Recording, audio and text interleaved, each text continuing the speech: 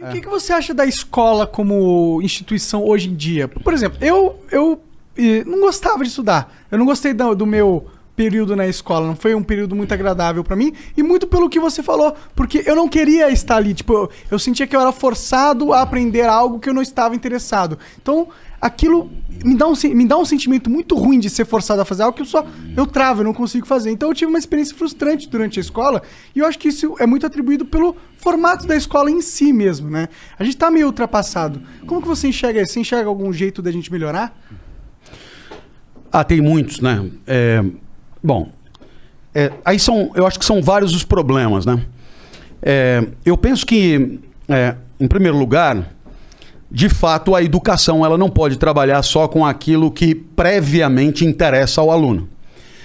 Por quê? Porque o aluno tem que, de certa forma, descobrir interesses no processo.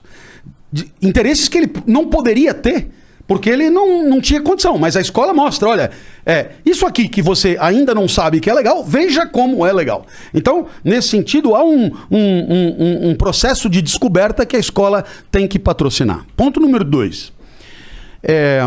Um dos papéis da escola, na minha opinião, é permitir uma descoberta de si, né?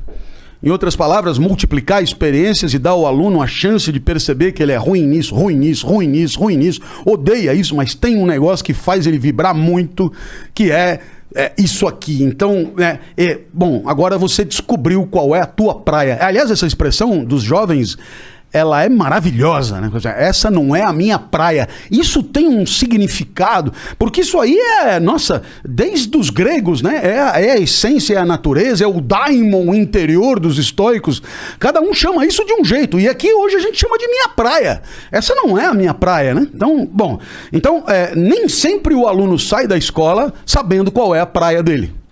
Haja visto o número de tentativas de vestibular, que o cara começa uma faculdade, começa outra, sabe? Porque a escola ela foi omissa nessa tarefa.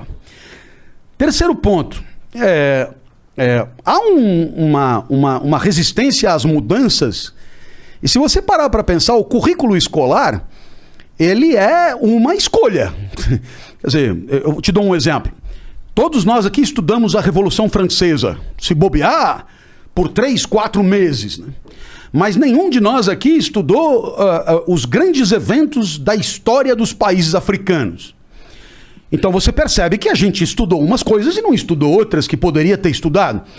Ora, então houve uma escolha. Essa escolha foi realizada por alguém. Esse alguém fez escolhas como todo mundo faz escolhas segundo os seus interesses. Então o currículo é uma coisa política, né? É uma manifestação de poder. Alguém ali está exercendo um poder. E eu penso que isso deveria ficar mais claro para que o aluno tivesse pelo menos a oportunidade de levantar a mão e dizer, justifique o nosso programa. Justifique. Por que nós vamos estudar isso e não aquilo, né? E aí, eu tenho pelo menos um ponto que eu vou destacar, entre milhões de pontos possíveis, que é a questão da ética e da cidadania, né? Quer dizer, você estuda 4 anos de literatura, você vai na literatura portuguesa, você começa lá em Paio Soares de Taverosa, os trovadores, literatura, quer dizer, é do caralho literatura, eu amo literatura, né? E acho que devemos estudar literatura muito, mas aí você estuda também organelas citoplasmáticas em citologia, complexo de Golgi, mitocôndrias, você aprende que seno quadrado de θ mais cosseno quadrado de θ é igual a 1, e aí você atende log de A na base B é igual a X, porque B elevado a X é igual a A. E aí você vai. E aí pergunta, escuta, e na hora de viver em sociedade, na hora de viver na cidade, na hora de interagir, o que são valores éticos? Né? Aí fudeu, não tem. A palavra ética hoje é a palavra mais repetida no espaço público.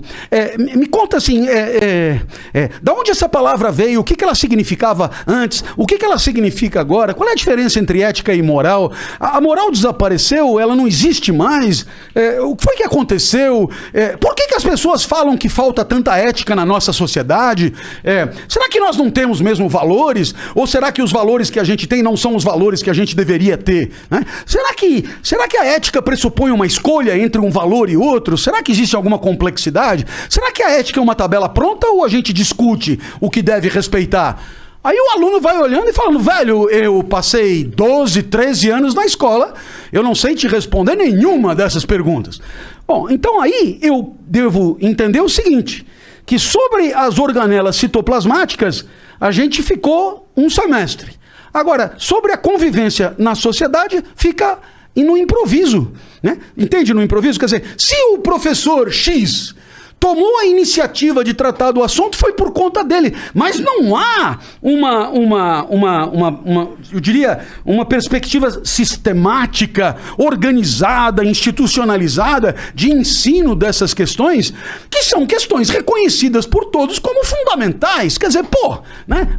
Porque o brasileiro é assim mesmo e tal, e ninguém olha. Bom, peraí, costuma-se dizer, né? Sempre responsabilizando a história, né, pela nossa situação, né? Não, porque quando os portugueses que vieram, eles eram presidiários e tal, e é por isso que a corrupção existe até hoje. Porra, mas não deu tempo ainda, velho, né? Já morreram os portugueses, os filhos, os netos, os bisnetos, não deu tempo de montar uma escola para formar gente honesta para dirigir o país, né? Entende? Quer dizer, isso parece que tira uma responsabilidade imensa que é a nossa, de formar a nossa classe dirigente, de formar uma cidadania lúcida, de formar, enfim... seres pensantes, cara, né? Só tem aqui na nossa sociedade, só tem a gente, velho. A impressão que dá é que todo mundo, o brasileiro é isso, o brasileiro é aquilo, o povo é isso, o povo é aquilo. Mas, velho, como é que você terceiriza se você é parte, né? Então, eu penso que há aí um monte de coisas que a escola poderia discutir e proporcionar, que são alternativas, que são necessárias, que são importantes, mas que, por conta, muitas vezes, de um apreço pela repetição, né, que é tranquilizadora, a gente acaba deixando as inovações tão alardeadas para o ano seguinte, né? Eu acho que tem uma falta de vontade política nesse sentido aí, de formar cidadãos que consigam pensar, né? É aquela velha história, né? Você vai fazer um cara que pensa e você não pode roubar ele, né? Fica mais difícil. Fica mais difícil, né? De tu enrolar aquela o cara. escolha política que a gente faz no currículo, né? A gente faz um currículo que é mais pro cara passar no concurso, pro cara fazer ele entrar na maquininha do sistema lá dos diplomas e dos, sei lá, é uma merda. Mas, a gente só vai passar por essa mudança na educação quando mudar politicamente a estrutura do país. É foda, porque eu acho que que o certo era o contrário. Só vai mudar a política quando a sociedade se movimentar pra mudar a política. Porque assim, pra esperar pra partir desses caras... fudeu. Como você percebeu, é meio que dialético. Quer dizer, vamos pensar junto. Vamos imaginar que numa cidade de 100 mil habitantes tenha lá um prefeito com uma rede municipal de ensino de escolas da prefeitura. E aí, então, esse prefeito se candidata à reeleição. E os eleitores dessa cidade, eles vão decidir em reeleger o prefeito ou não. E você sabe o que eles fazem? Eles vão visitar as escolas para verificar as condições reais de ensino.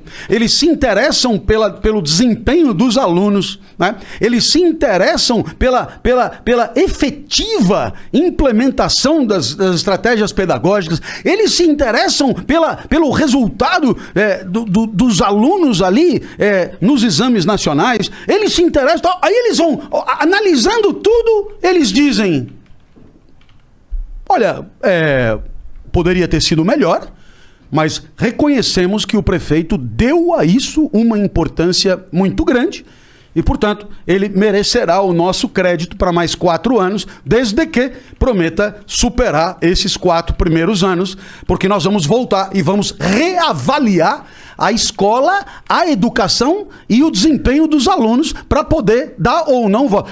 Eu te pergunto, se acontecesse isso numa cidade como seria a educação dessa cidade? Ah, seria... Porra, velho! Né?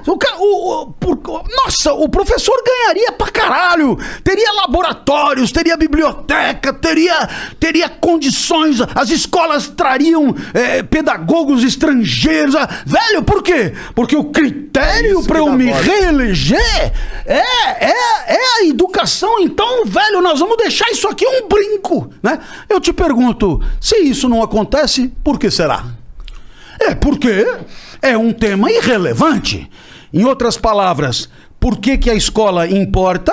Porque é um lugar onde eu deixo a criança enquanto eu estou trabalhando. Então, esse é o limite da coisa. Eu tenho que deixar em algum lugar. Agora, o que acontece lá dentro... Caguei. Até porque...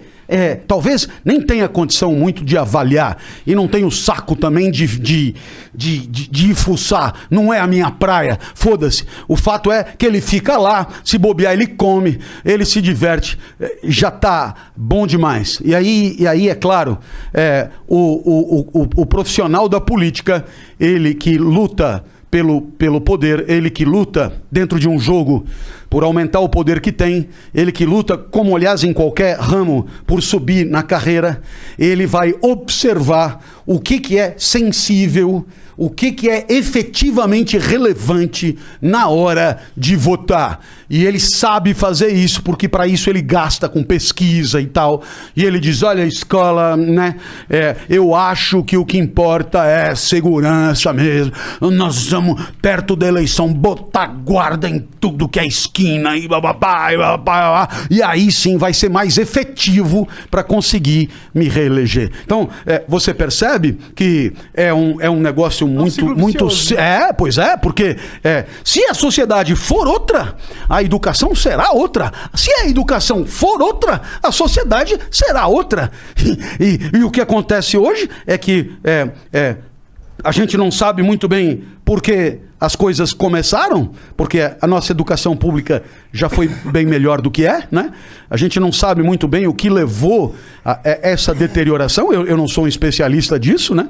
Mas o certo é que um diretor de escola na década de 50 do século passado ganhava o equivalente a um desembargador. Hoje provavelmente ganhe 10 vezes menos.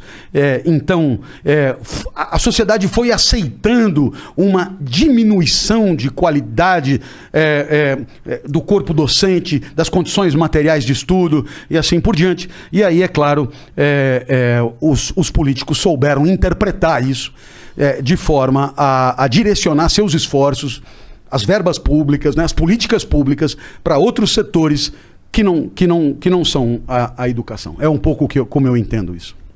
Um pouco triste, mas real, né?